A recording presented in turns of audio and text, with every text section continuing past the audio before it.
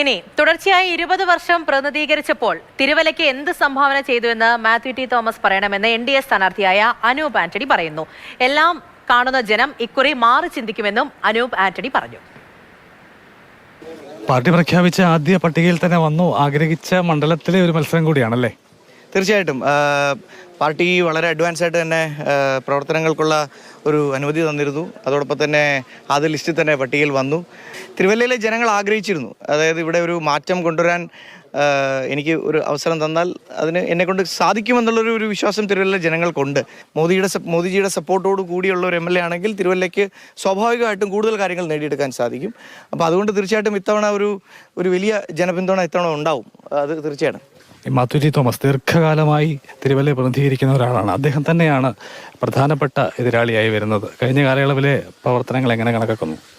നോക്കൂ, ഇവിടെ തിരുവല്ലക്കാർക്ക് കോമൺ ആയിട്ട് അറിയാവുന്ന ഒരു കാര്യമുണ്ട്. എല്ലാവരും പറയുന്നൊരു ഒരു വസ്തുത, ഇവിടെ 20 വർഷമായി, നേരത്തെ പറയല്ലോ ദീർഘകാലം എന്ന് പറഞ്ഞാൽ 20 വർഷമായി അദ്ദേഹം ഇവിടെ MLA ആയിട്ട്. അപ്പം ഇത്രയും വർഷം കൊണ്ട് ഒരു നാടിൻ്റെ മുഖച്ഛായ തന്നെ മാറ്റിയെടുക്കാമായിരുന്നു. പക്ഷേ തിരുവല്ലയുള്ളവർ പറയുന്നത് എങ്ങനെയാണോ 20 വർഷം മുമ്പ് ഈ തിരുവല്ല കിടന്നിരുന്നത് അതേപടി തന്നെയാണ് ഇപ്പോഴും കിടക്കുന്നതെന്നാണ് തിരുവല്ലയുള്ള ജനങ്ങൾ പറയുന്നത്.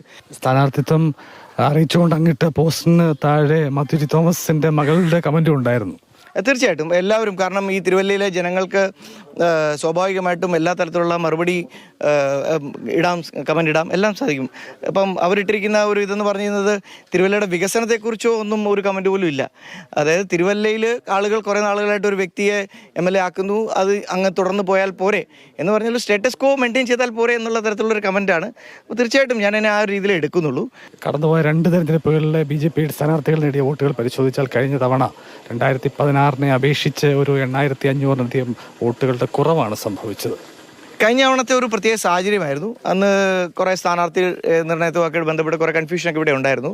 പക്ഷേ ഒരു സ്റ്റഡി ആയിട്ടുള്ളൊരു ഗ്രോത്ത് എപ്പോഴും തിരുവല്ലയ്ക്ക് ഉണ്ടായിരുന്നു. അതുകൊണ്ട് തിരുവല്ല എന്ന് പറയുന്നത് ഭാരതീയ ജനതാ പാർട്ടിയെ സംബന്ധിച്ചൊരു സ്ട്രോങ് മണ്ഡലം തന്നെയാണ്. എല്ലാവിധ ആശംസകളും. ഓക്കെ, ഇക്കുറി തിരുവല്ലയിൽ തികഞ്ഞ വിജയ പ്രതീക്ഷയാണ് BJP സംസ്ഥാന ജനറൽ സെക്രട്ടറി അനൂപ് ആന്റണി പങ്കുവയ്ക്കുന്നത്. കഴിഞ്ഞ തവണ അദ്ദേഹം അമ്പലപ്പുഴ മണ്ഡലത്തിൽ NDA പ്രതികരിച്ച് മത്സരിച്ച ആളുകൂടിയാണ്.